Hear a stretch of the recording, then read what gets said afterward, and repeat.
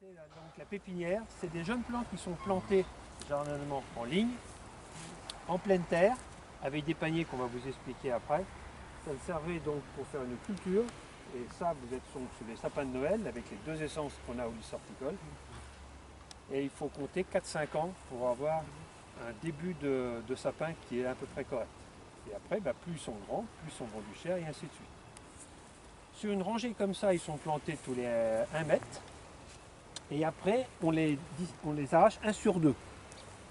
De façon, d'après vous, pourquoi on les arrache 1 sur 2? Pour permettre aux autres de grandir. Exactement. Automatiquement, le sapin de Noël, il y a la hauteur et l'envergure à la base, c'est-à-dire le diamètre. Donc automatiquement, si vous en enlevez un des deux, celui qui reste, il va s'élargir, va monter en hauteur et automatiquement, vous allez peut-être le vendre dans 2-3 ans après. Donc de 5, on va passer à 8, à 10 ans et ainsi de suite. C'est une culture très longue, mais point de vue économique, ça marche sur un bon créneau pour les pépiniéristes. Créneau court, mais c'est un produit qui est long à mettre en place. Voilà, donc là je suis avec Alexandre. Je m'appelle Alexandre et là on va vous expliquer comment on arrache un sapin. Alors d'abord, on utilise ça, j'ai une louche, et on va la planter dans la terre. Ensuite appuyer avec notre pied, de manière à faire des tranchées tout le long du sapin pour pouvoir ensuite l'arracher. Voilà, de façon à passer en fait après une pelle, hein. On verra dans l'explication. Alors c'est un petit loucher en fait, hein, là celui-ci. Hein. Là vous avez quelque chose qui vous aidera à mieux l'enfoncer avec le pied, c'est fait exprès. Et là on a des dents qu'on peut utiliser pour soit couper les racines ou couper les branches au niveau des arbres.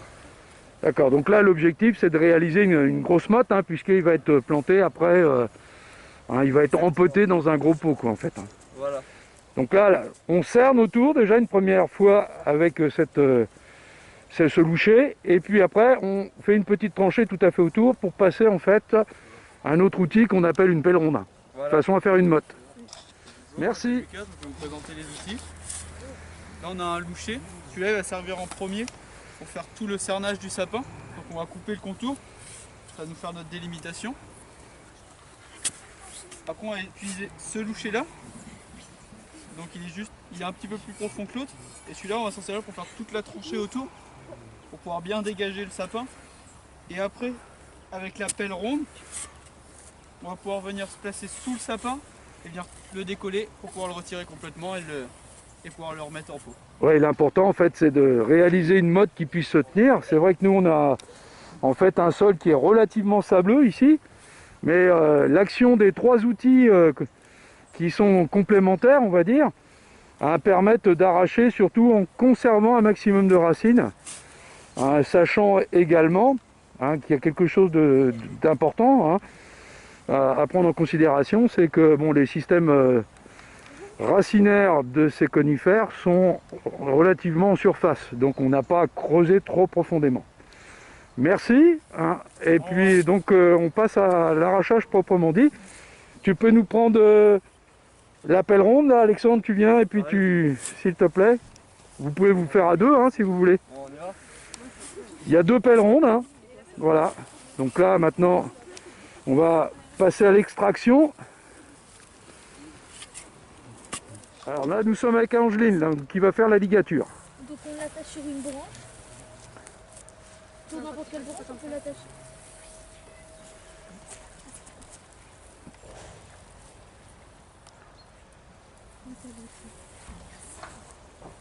Voilà, c'est l'utilisation d'un nœud coulant, quoi, ni plus ni moins. Non, voilà. Donc ce ligaturage, là, pendant que vous Fait... ligaturez, tu peux nous regarder en même temps, s'il te plaît. Tu expliques à quoi il sert? il sert à protéger les branches du bas pour quand on va l'arracher. Donc ça permet de le manipuler beaucoup plus facilement, quoi, en fait. Voilà, c'est ça. Surtout que là, nous sommes avec un épicéa, et cet épicéa, il a tendance à piquer. Les aiguilles sont piquantes. Donc on tourne tout autour pour prendre toutes les branches du bas, sinon après ça peut les abîmer. Voilà, ça me paraît bien. Là, en fait, c'est presque en termes communs le saucissonné, quoi. On peut utiliser éventuellement des filets aussi parfois, mais bon, c'est fait lorsqu'ils sont coupés. Là, notre objectif, c'est de l'arracher. hein, l'arracher et après on pourra le replanter. Hein, et c'est relativement important plutôt que de le couper. Et puis voilà, donc là on arrive à la fin et l'équipe d'arrachage va pouvoir passer. Merci beaucoup les filles. Tu peux nous expliquer en fait ce que c'est comme conifère cela? Ce conifère, c'est un épicéa. Les branches, elles sont plus... Tu peux te rapprocher, hein, vas-y, hein, n'hésite pas.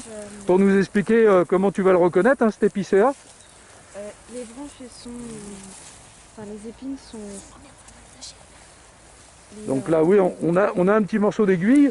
Ah, il y a un petit test, oui, qui permet de voir si c'est un épicéa. Ventousé, ou alors si c'est l'écorce qui part avec.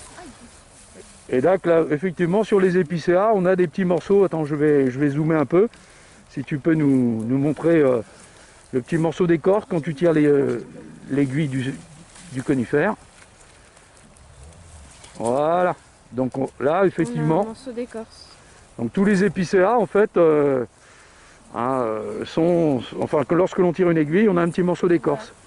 Voilà, ils ont la particularité également d'avoir des cônes. Bon, là, ils sont trop jeunes pour en avoir, mais qui poussent, enfin, qui sont dirigés vers le bas. On va voir la biesse. Tu nous fais voir comment on reconnaît la biesse. Parce que sous la dénomination, finalement, du nom commun de sapin de Noël, il y a deux espèces qui sont vendues. Donc l'épicéa et puis... La biesse normale, il y en a. Oui. Il est plus garni Ouais. que l'épicéa. Et au niveau du toucher, hein, je vois là, ça pique pas hein, comme l'épicéa. oui, c'est plus doux. Et quand on va retirer l'épine, l'aiguille, ça va être ventousé. Voilà, on a en fait, oui, tout à fait à la base de l'aiguille, une petite ventouse, hein, puis on le voit après sur le rameau, ça laisse une trace de ventouse. En plus, contrairement à l'épicéa, les cônes, eux, ils sont dirigés vers le haut. Voilà. Ah, nous sommes à la fin, avec la pelle ronde. Ouais. Voilà, on voit le... Et on le charge. Allez, c'est parti. Nous sommes dans le sapin a été arraché. Et qu'est-ce que tu nous fais là avec quel outil? Je suis en train de reniveler le sol et de reboucher le trou avec un croc ou une griffe. Et voilà.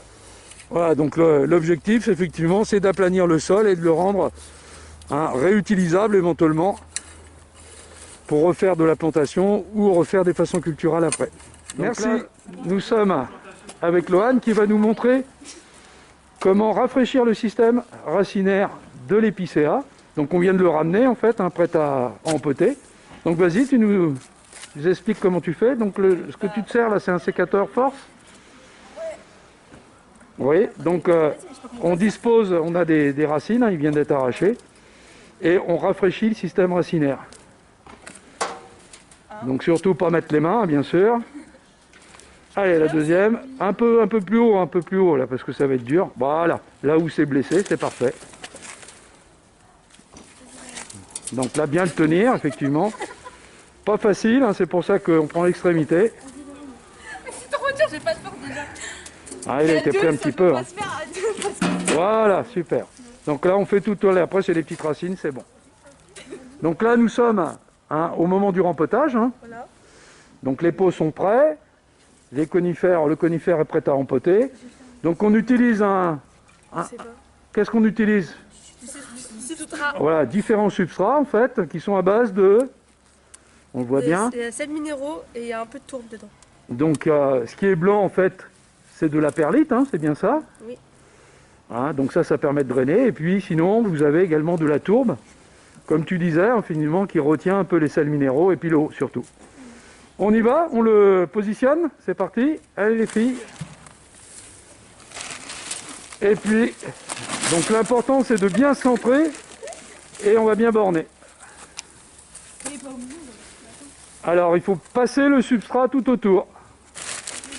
Donc là, est-ce que ça va être facile hein? C'est pas évident, hein. Faut peut-être le soulever pour pouvoir passer. Attends, les branches. Ouais, mais Lolo Donc là on voit le détail avec le substrat. Donc l'important c'est de bien centrer le végétal et de borner, c'est-à-dire bien tasser, pas trop non plus. Et là maintenant, Si. Donc là, on voit en détail comment en fait on borne. Hein, il faut borner avec les mains, bien comme il faut. On n'a pas de souci à se faire, puisque de toute façon, la perlite va permettre de drainer. L'objectif est d'avoir suffisamment d'eau. Donc nous, de toute façon, ils vont aller dehors, mais s'ils allaient à l'intérieur, il faudrait absolument qu'ils aient suffisamment d'eau. Voilà, donc Zoé, elle est en train de mettre des gravillons dans une soucoupe. À quoi ça sert? Pourquoi on fait ça, Zoé? Pour après que quand on mette de l'eau, ça puisse éviter que les épines puissent tomber. D'accord, oui, donc en fait, ça nous augmente un peu l'hygrométrie autour. Voilà. Hein, de façon à ce que les aiguilles ne tombent pas, empêche le dessèchement atmosphérique en fait. Hein. Ça c'est quelque chose, hein, je regarde un petit peu, c'est quelque chose qui peut être pratiqué lorsque l'on met le conifère à l'intérieur, parce que l'atmosphère est souvent très très sec. Bon, nous là effectivement on le met pour avoir une démarche pédagogique, mais le conifère restera à l'extérieur, donc là il n'y a pas de nécessité. Merci. Ça y est, les conifères sont arrivés devant la serre. Donc maintenant, il va falloir les disposer de façon à pouvoir les décorer après. Et on enlève donc, qu'est-ce qu'on fait? On enlève la ligature là, c'est ça? Oui. Et après, il va falloir le diriger. Il y a toujours un sens, hein, il y a toujours un sens dans la déco? Oui. Le plus goofy, je crois. Il est pas loin notre sapin. Voilà, bon, je me recule hein, pour voir l'entrée complète. Et c'est à partir de là que le projet va continuer hein, sur la différence entre les deux conifères et au niveau de la vente. Allez, rendez-vous plus tard.